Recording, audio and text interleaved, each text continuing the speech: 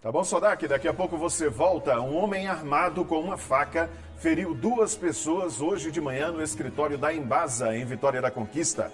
Taxa de ocupação dos leitos de UTI para tratamento da Covid-19 em Vitória da Conquista está altíssima, 97%.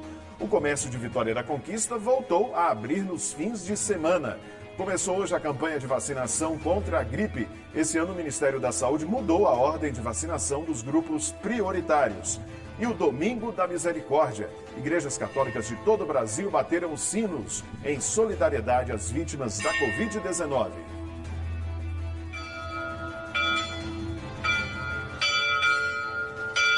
No Bahia Meio-Dia, agora.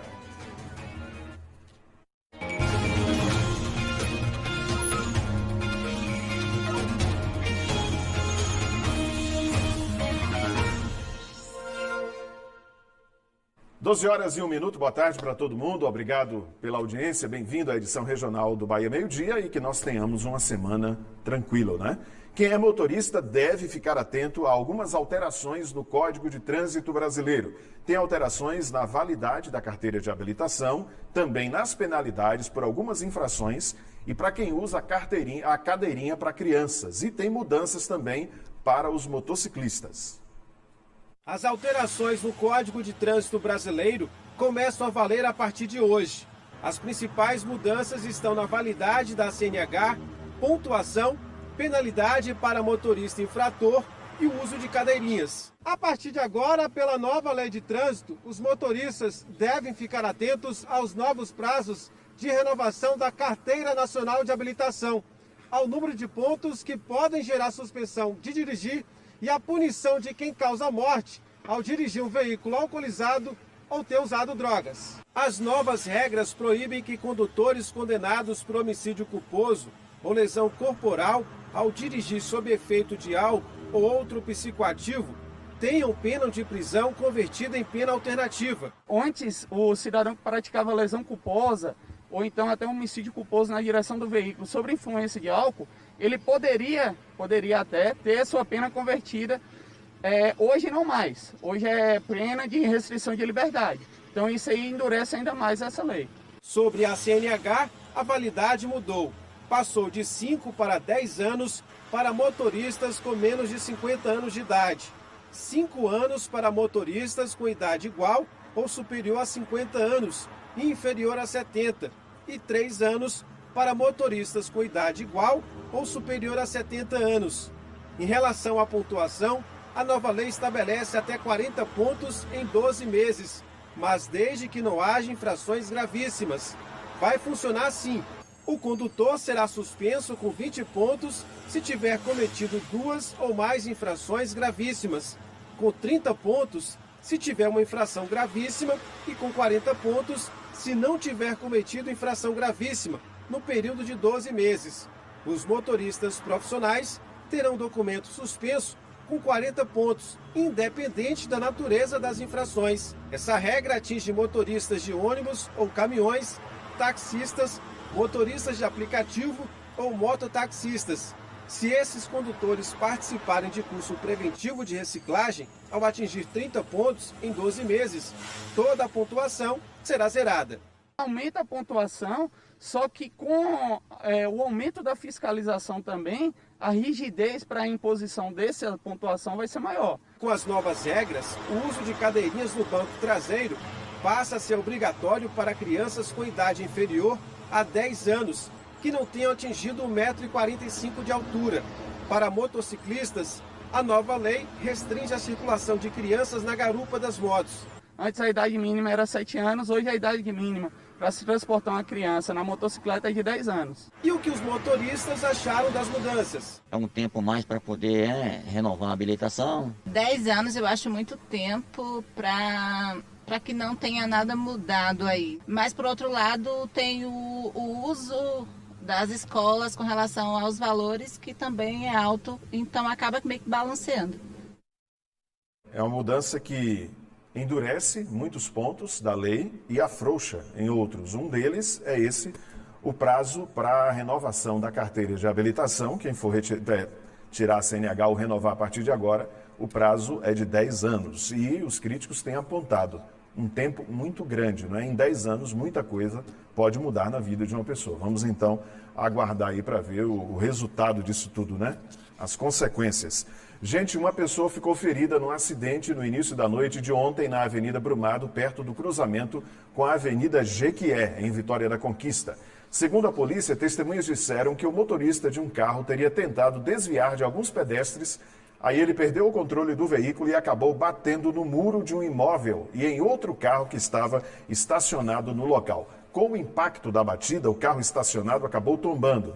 O motorista foi socorrido pelo SAMU 92. O acidente aconteceu perto de um radar instalado pela Prefeitura de Vitória da Conquista, justamente para controlar a velocidade aí nesse local.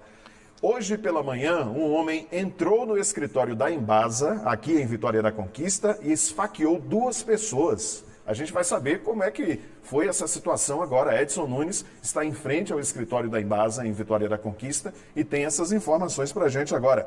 Edson, boa tarde. Como é que isso aconteceu? Esse homem era cliente, ele estava esperando atendimento, como é que foi isso? Boa tarde para você, Judson. Boa tarde para quem está em casa acompanhando o Bahia Meio Dia.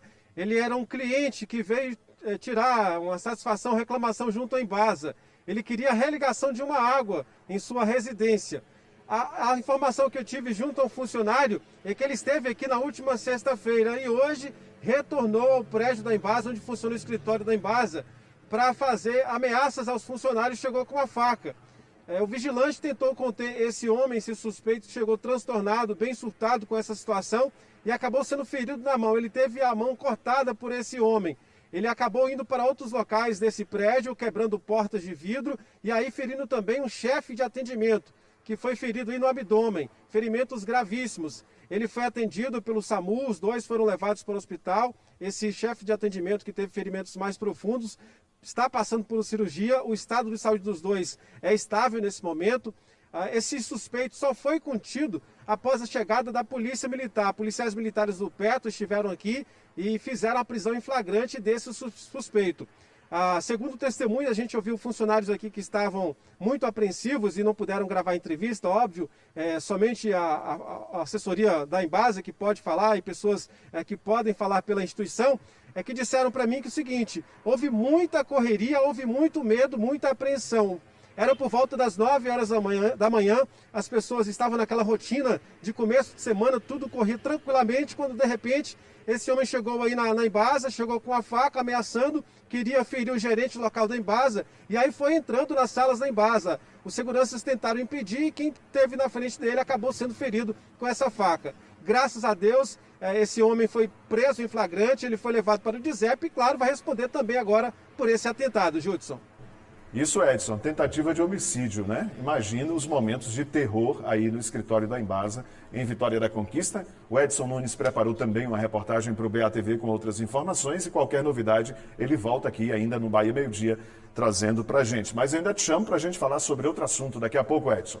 Olha, um guarda municipal foi morto com golpes de facão depois de uma discussão no último sábado na região de Jurema, em Licínio de Almeida. Segundo a polícia, o guarda municipal Marivaldo Rosa, de 55 anos, teria discutido com uma mulher. O marido dela reagiu e aplicou golpes de facão em Marivaldo. Ele foi socorrido, mas não resistiu aos ferimentos. O acusado fugiu após o crime e a polícia está aí em busca de capturá-lo. 12 horas e 9 minutos, a segunda-feira amanheceu com céu azul em Vitória da Conquista. O sol brilha desde cedo na cidade. O fim de semana teve cara de inverno, né? Tempo fechado, muita garoa. Ontem de manhã mesmo estava fechado, mas depois o sol abriu e está assim. Nesse momento, a gente está vendo imagens lá do alto da Serra do Periperi. Predomínio de sol em Vitória da Conquista, céu azul, não tem cara que vai chover. A temperatura média agora é de 27 graus. Vamos ver a previsão no mapa.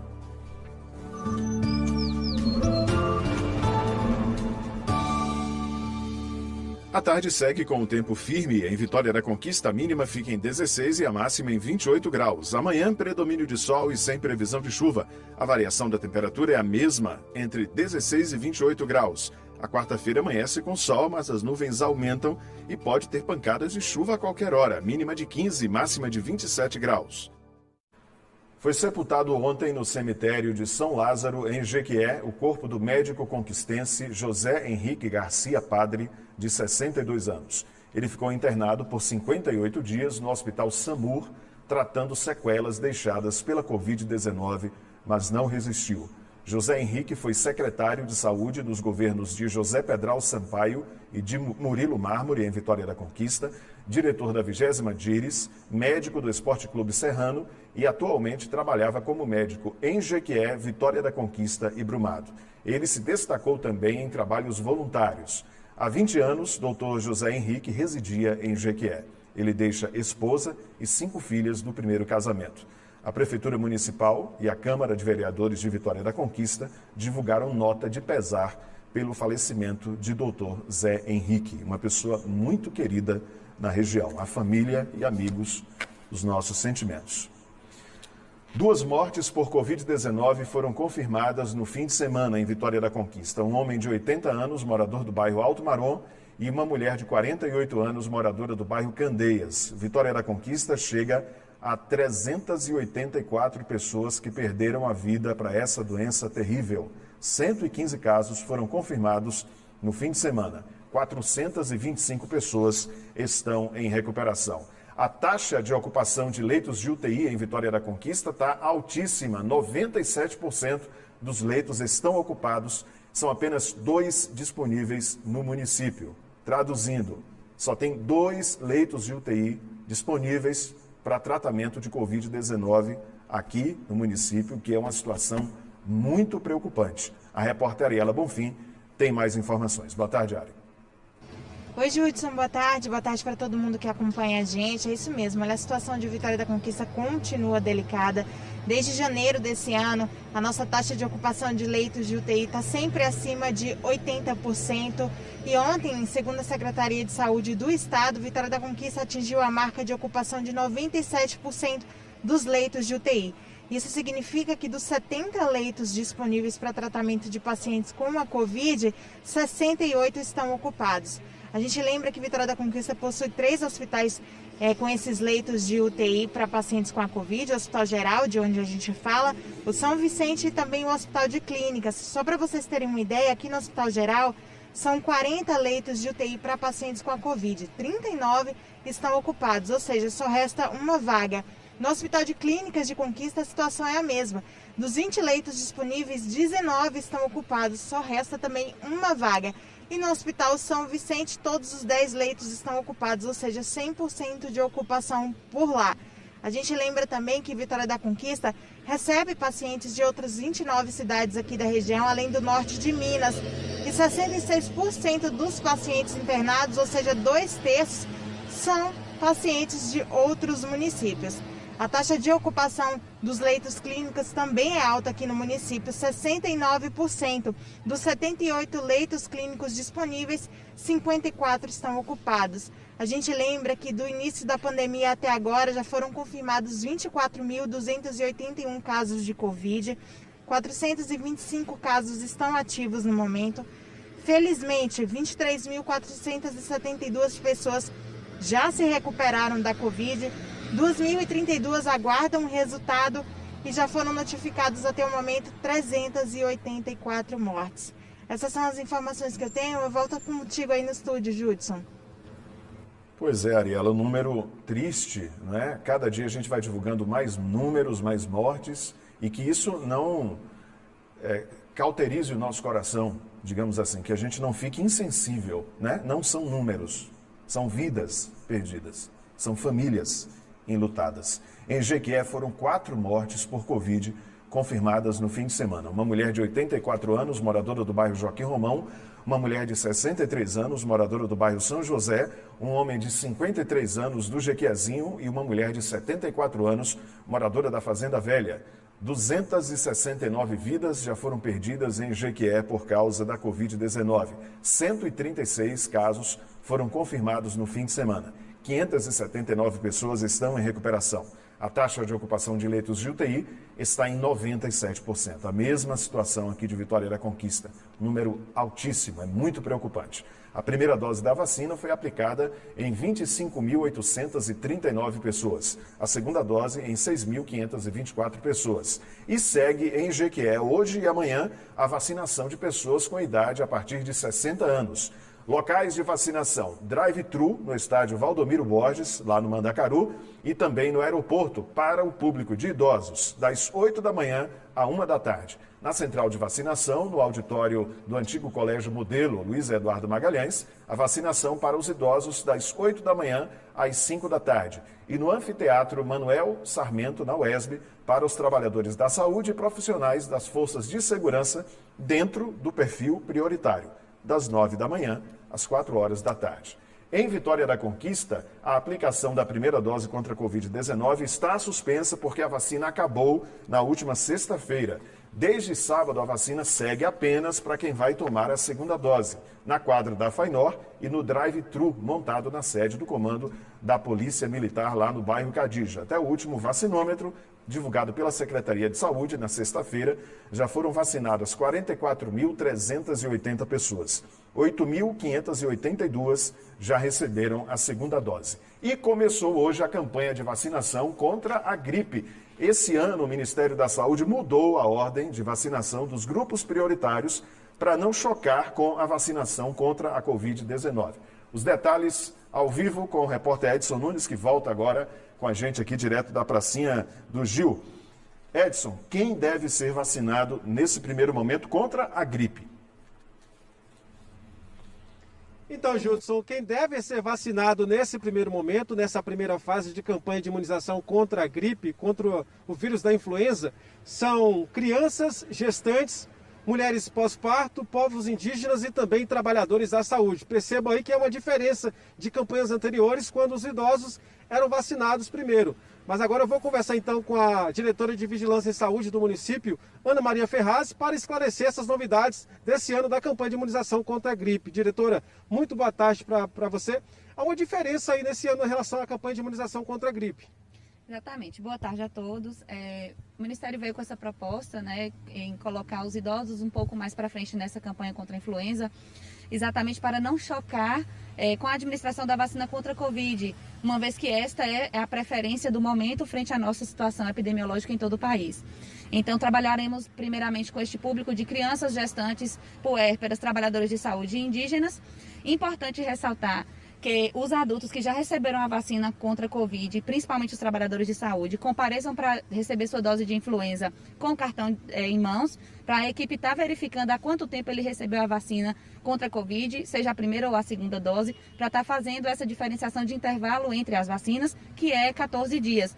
Então, a gente também chama a atenção para esse detalhe e já deixamos aí o convite para os idosos que fiquem atentos aos chamados para estar comparecendo na época certa para a vacinação contra a influenza. Todas as unidades já contam com essa vacina? Sim, o município recebeu esta primeira remessa da vacina contra a influenza na última sexta-feira. Já fizemos a distribuição para todas as unidades da zona urbana e a zona rural já começou também a levar a partir do dia de hoje para já iniciar os trabalhos. É importante, né, diretora, como a senhora falou, se atentar a esse intervalo. Precisa ter um intervalo de 14 dias aí, no mínimo, para tomar essa vacina, né? Exatamente. As vacinas não têm indicação para serem realizadas simultaneamente. Esse intervalo de 14 dias deve ser obedecido e resguardado. Então, a gente chama essa atenção que a pessoa leve os dois cartões de vacina são diferentes, então levem os dois para o atendimento. Deixa eu só confirmar aqui, então, o público para quem está em casa, Judson. Nessa primeira fase, então, devem ser vacinados as crianças, as gestantes, as mulheres pós-parto, povos indígenas e também trabalhadores da saúde. Na segunda fase, idosos com 60 anos ou mais e professores. E na terceira fase, que vai de 9 de junho a 9 de julho, devem ser vacinadas pessoas com comorbidades, pessoas que têm algum histórico de doenças ou deficiências permanentes, caminhoneiros, trabalhadores de transporte coletivo, rodoviário, trabalhadores portuários, membros das forças de segurança e do Exército, funcionários do sistema prisional, jovens de 12 a 21 anos, sob medidas socioeducativas e população privada de liberdade. Então, falo novamente com a diretora de Vigilância em Saúde. Não adianta, nesse momento, o idoso ir para posto de saúde procurar vacina contra a gripe. Exatamente. É importante ele não comparecer neste momento, até mesmo para evitar aglomeração. e principalmente evitar esse transtorno de ocorrer um erro programático ou erro de imunização que a gente chama, e a equipe correr o risco de administrar erroneamente ou fora do período correto essa vacina. Então a gente pede que o idoso aguarde o chamamento para o comparecimento ao serviço. Esse é um calendário do município ou nacional? É um calendário nacional e o município segue conforme preconizado pelo Ministério da Saúde e Governo do Estado. E eu gostaria de ressaltar que neste momento as crianças que serão atendidas na campanha serão as crianças de 6 meses a menores de 6 anos, né? Então, ou seja, 5 anos, 11 meses e 29 dias. As puérperas, que são aquelas que acabaram de ter seus bebês, até 45 dias pós-parto. Diretora, muito obrigado pelos esclarecimentos, viu? É isso aí, Judson. Informações importantes sobre a campanha de imunização contra a gripe aqui em Vitória da Conquista. Volto com você no estúdio. Isso mesmo, Edson. Então, veja bem, a campanha da gripe é nacional, esse é um calendário unificado, como acabou de dizer a nossa entrevistada. Agora, lembrando que a da Covid-19 não. Cada município tem o seu cronograma, cada município tem a sua estratégia de vacinação. Então, essa informação que foi passada pelo Edson, pela entrevistada, vale para todos os municípios, esse calendário é nacional, mas o calendário da Covid, você tem de procurar saber aí no seu município como é que a vacinação está sendo realizada, né? Porque é diferente em cada lugar. Valeu, Edson. Obrigado pela participação. Depois de 1 mês e meio sem funcionar nos finais de semana, o comércio de Vitória da Conquista abriu no último sábado, obedecendo o horário do toque de recolher. Os protocolos para evitar a contaminação pelo coronavírus também estão sendo seguidos nessa reabertura, claro. Quem foi ao centro de Vitória da Conquista no sábado encontrou o comércio funcionando normalmente. Depois de 1 mês e meio, as lojas abriram novamente aos finais de semana. Teve muito consumidor que gostou da novidade. Tomando as medidas cabíveis, né, de prevenção, só não pode ficar fechado, né, porque o trabalhador precisa trabalhar. As lojas abriram mantendo os protocolos de saúde que já vem seguindo durante a semana. Os cuidados com o uso da máscara, álcool em gel e o distanciamento social devem continuar para a segurança de todos. Nas ruas, a opinião é que o comércio pode abrir, mas as pessoas precisam ter consciência. A pandemia continua. A gente que tem que ter consciência do que nós estamos fazendo, porque a doença está aí, ela não veio para brincar, ela veio para matar. Mas assim, nós não podemos se trancar também, nós temos que resolver nossos problemas, tem dívida, tem conta, tem água, tem luz. Então nós depende do comércio aberto. A Câmara de Dirigentes Lojistas de Vitória da Conquista disse que o decreto estadual foi omisso em relação ao fim de semana. A orientação do jurídico da CDL foi que o comércio pode abrir em horário normal, claro, respeitando o toque de recolher. A orientação para os comerciantes é encerrar as atividades 30 minutos antes das 8 horas da noite, quando tem início o toque de recolher. Essa antecipação do fechamento das atividades é para garantir o deslocamento dos funcionários e colaboradores às residências. Já os estabelecimentos comerciais, que funcionam como restaurantes, bares e semelhantes, deverão encerrar o atendimento presencial às 7 da noite. A entrega de alimentos através do sistema delivery pode funcionar o dia todo. Para esse comerciante, a abertura das lojas nos finais de semana vai trazer um alívio para as contas. Eu acredito que é um bom primeiro passo para a gente, né? Nós passamos quase 30 dias sem poder funcionar o final de semana. Nós temos funcionários para pagar, nós temos os aluguéis que foram reajustados em mais de 20%. Então eu acredito que os finais de semana vão dar um novo suspiro para a gente. É o que a gente precisa, né? É a oportunidade de trabalhar. O movimento pela manhã não estava lá essas coisas, mas o tempo também não ajudou. Foi um sábado com cara de inverno. O comerciante espera que com a ampliação da vacina, a economia vai melhorar. A expectativa é muito positiva, né? A gente entende o cenário que a gente está passando, todo momento. Mas com que você já tem mais de 13% da população vacinada. A gente acredita que até junho essa quantidade vai aumentar significativamente. Então a sensação de segurança, nós que trabalhamos, o cliente que consome, vai estar muito maior e com isso todo mundo tem a ganhar. Apesar do comércio estar liberado para funcionar nos finais de semana, algumas lojas do centro não abriram. É o que vai possibilitar a retomada da economia, é a vacina, né? Vai salvar vidas, já está salvando vidas e vai retomar a economia. Vacina, sim. E o governo do estado prorrogou o toque de recolher das 8 da noite às 5 da manhã, a proibição das aulas presenciais e a suspensão de eventos em toda a Bahia. As medidas que venceriam hoje passam a valer até a próxima segunda-feira. Também continua proibida a venda de bebida alcoólica, inclusive por delivery, das 6 da noite da sexta-feira até as 5 horas da manhã de segunda-feira. Atividades esportivas coletivas, eventos e atividades, independentemente do número de participantes que envolvam a aglomeração de pessoas, também seguem proibidas. E ontem foi o Domingo da Misericórdia. A pedido da Conferência Nacional dos Bispos do Brasil, a CNBB, as igrejas católicas de todo o Brasil bateram os sinos pontualmente às 3 horas da tarde em solidariedade às vítimas da Covid-19. Temos imagens de igrejas da Diocese de Caetité que participaram desse ato de respeito às vítimas da Covid.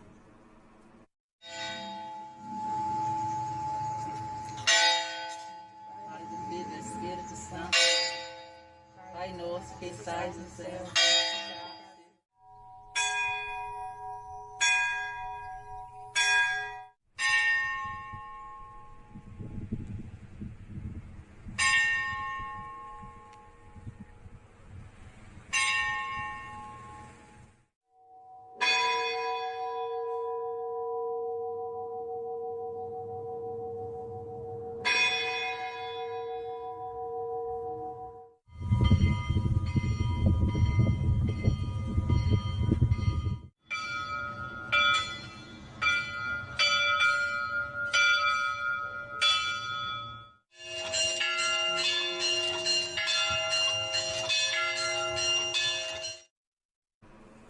Nosso respeito às vítimas da Covid-19, né? Momento solene que foi proporcionado ontem pela Igreja Católica em todo o Brasil. 12 horas e 26 minutos, depois do intervalo, Fernando Sodac e Wanderson Nascimento voltam com mais notícias do Estado.